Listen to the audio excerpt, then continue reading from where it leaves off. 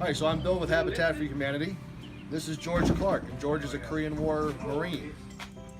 Thanks, George. Thank you. And George came to Habitat last year asking us for help because his roof was leaking through in the house. So we partnered with the local roofers union, local number 11, and we were able to completely replace his roof. Then we came in with some other volunteers and repaired all the interior water damage.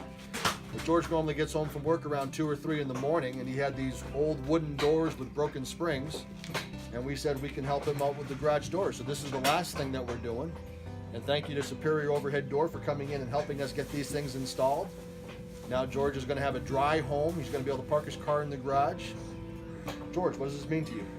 It means that I can plan on some other things to do besides throw water out, you know.